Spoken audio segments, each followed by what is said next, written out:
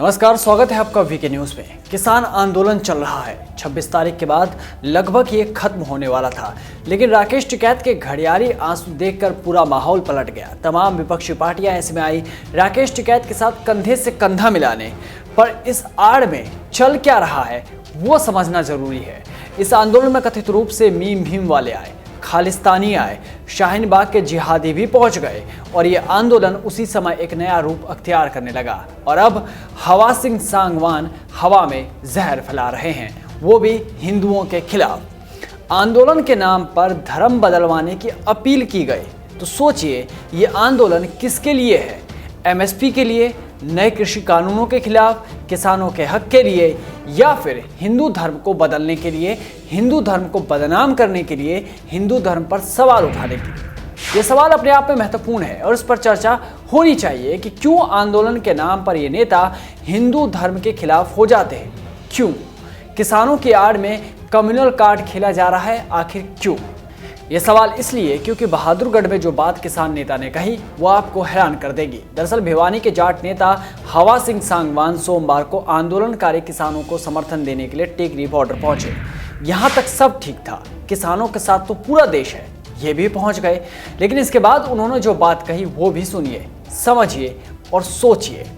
अमर उजाला की एक रिपोर्ट के मुताबिक बहादुरगढ़ पहुंचकर उन्होंने धर्म परिवर्तन करने की घोषणा कर दी। सांगवान ने कहा कि हिंदू धर्म कोई धर्म नहीं है, हमें सिख धर्म अपनाना होगा। सिर्फ यही नहीं, उन्होंने आगे कहा कि वो 21 अप्रैल को धन्नामल के जन्म दिवस पर 250 से 300 लोगों के साथ अमृतसर में जाकर सिख धर्म अपनाएंगे। तो क्या हवा सिंह सांगवान हवा में जहर नहीं फैला रहे? आंदोलन शांति से चल रहा है तो क्या सांगवान इसमें आग लगाने वाली बात नहीं कर रहे हैं? और हिंदू धर्म को ही टारगेट पर क्यों लिया जा रहा है?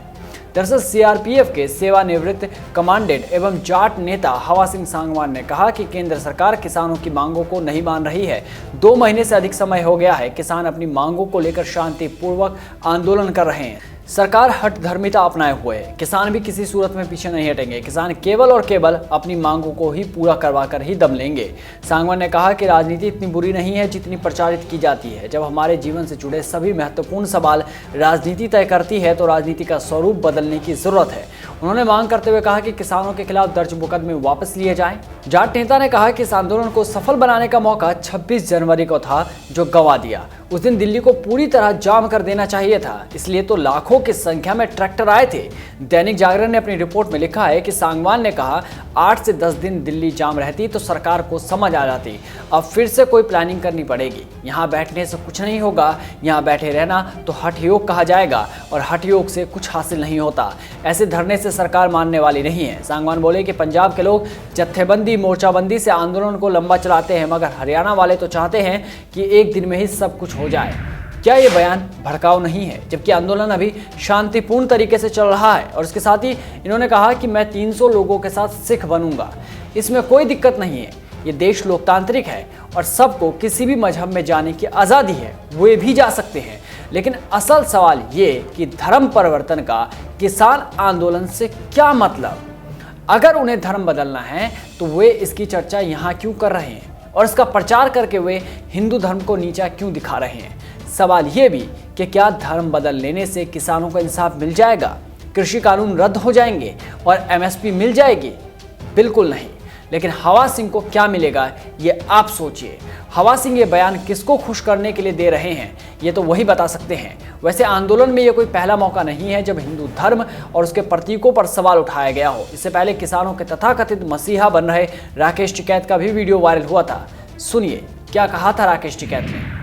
मंदिरों को रोज पूज रहे भाई, ये भी आगे मंदिर वाला एक नहीं दिखा रहा, कहीं भंडारा लगाता हुआ सारे लाइन लगा रखी मंदिरों में। भाई कहाँ, इनसे भी तो हिसाब किताब ले लो, इनका तो पता तो ले लो ना मंदिरों का भी। ये हमारी माँ बहन साहब दूध दे रही वहां जा जाकर, एक कप चाय नहीं किसी को प्यारे आंदोलन में, ये पता इनका भी चलेगा। जो एक कप बैठे ना कड़ादोरी पंडित जी है, गाय भी आवे भैंस भी आ रही, सबसे पहला दूध पंडित जी को। अरे यहाँ 10 रोटी तो भिजवा दो महाराज, एक नहीं भिजवा रहा भाई, इनसे तो बढ़िया गुरुद्वारा ही है, इनसे सीख लो। ये जो तालमेल है ना, ये तो खोले वाले की वाहेगुरु जी का खालसा वाहेगुरु जी की फतेह। देखो या तो सुधर जाओ, सारे के सारे ये पंडित भी सुधर जाओ जो से मंदिरों में बैठे, ये भी सबको सुधरना पड़ेगा। बहुत चढ़ावा है इन पे, है पूरा क्षेत्र जा रहा, कहाँ जा रहे, मथुरा जा रहे जी। एक कोई आया साथ में, इनसे हिसाब किताब तो ले लो भाई, सारू सा ले लो। अरे यहाँ लगवा दो एक आधा भंडारा, हमको एक कृष्ण जी के कोई खिलाफ थोड़ा है, लेकिन एक आधा भंडार तो लगवा दो भाई। मतलब पूरा क्षेत्र जा रहा, हरिद्वार जा रहे, यहाँ जा रहे, एक भी पंडित नहीं कहीं आ रहा।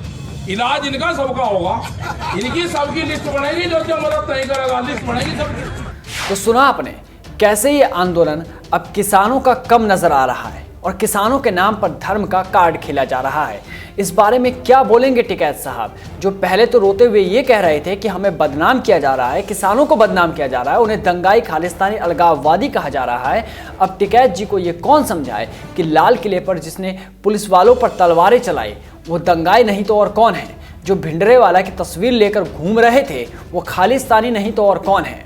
सच बात तो ये है कि आंदोलन कुछ नेताओं के लिए सिर्फ एक मौका है और इस मौके को चौके में बदलने के लिए अब जो हो रहा है वो भारत के लिए किसी बाउंसर से कम नहीं, क्योंकि अब बातें धर्म की हो रही है जिसका इस आंदोलन से कोई लेना देना नहीं है।